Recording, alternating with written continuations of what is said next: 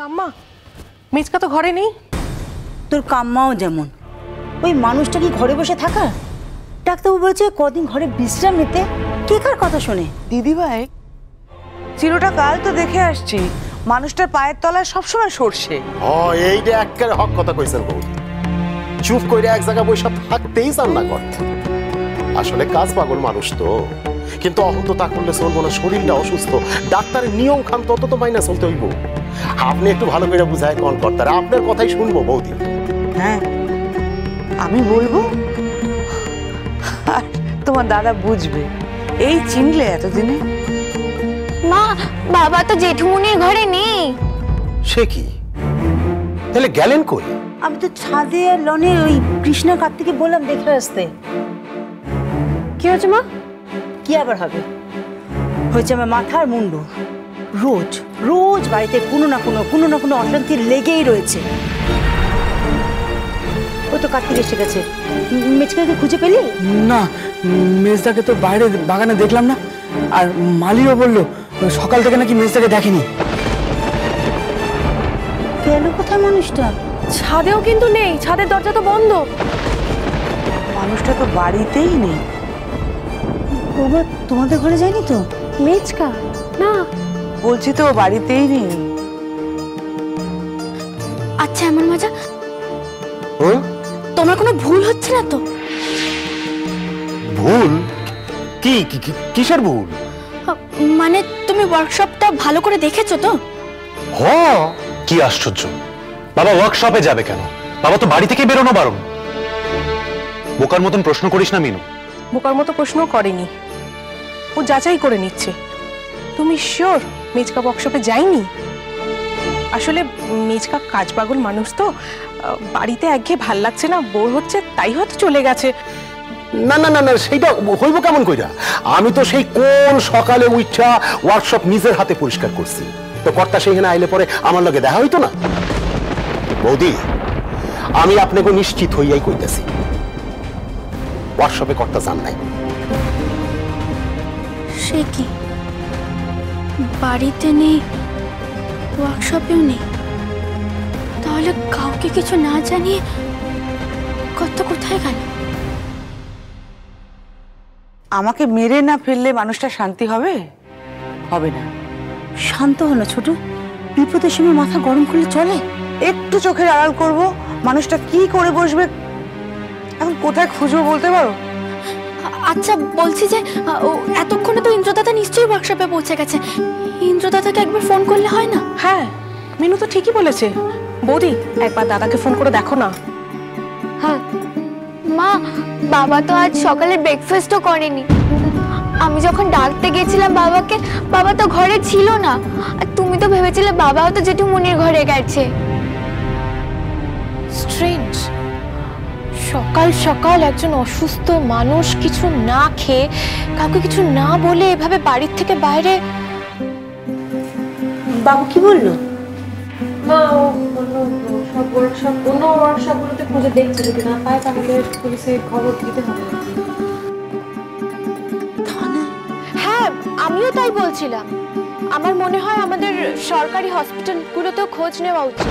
একজন অসুস্থ মানুষ যদি রাস্তায় পড়ে টড়ে গিয়ে কিছু। না না, প্লিজ এইসব অলক্ষণের কথা একদম ভেবো না। কথাটা অলক্ষণে হতে পারে মিনু, কিন্তু ঘটনাটা তো ঘটতেই পারে, অস্বাভাবিক নয়।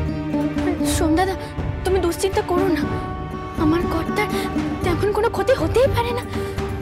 তিনি যে শিল্পী মানুষ, শিল্পী মানুষকে ভগবান সব সময় আগলে রাখেন, কোনো ক্ষতি হবে না।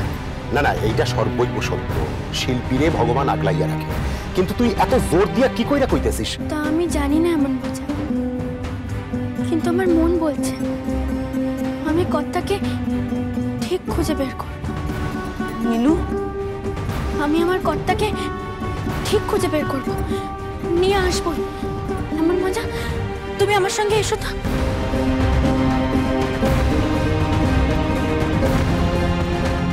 মিনু এত জোর দিয়ে বলল কি করে?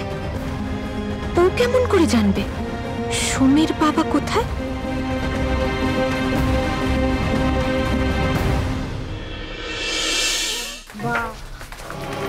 কই এই তো ঘর ফাঁকা। হ্যাঁ মিনু, আমি তোর না তখন থেকে কইতেছি কর্তা ওয়ার্কশপে আসেন নাই তা আমার কথা তুই বিশ্বাস করতেছিস না কেন? না না এমন মজা, কটাই ওয়ার্কশপে আছে।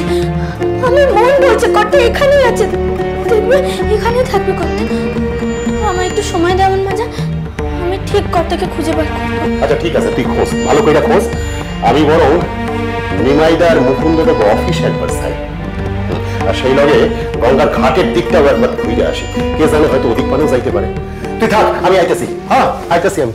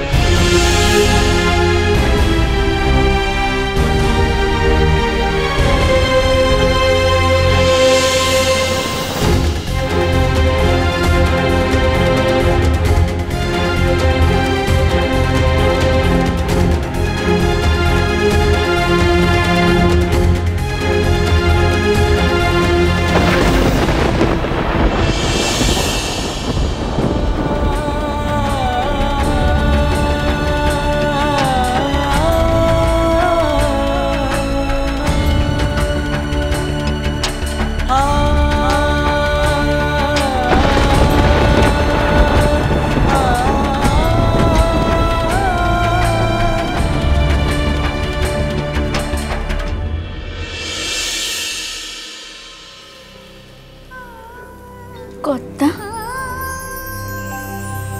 ও কর্তা, কি হয়েছে বলো না। কর্তা, কর্তা আমার দিকে একবার তাকাও। আমাকে তুমি বলবে না কর্তা? আমার দিকে একবার তাকাও। আমি তো তোমার মিনু মা। বলবে না আমার কি হয়েছে? তুমি এমন করে কেন খাচ্ছ কর্তা? বলো না কর্তা, আমি বুঝি তোমার কেউ নই?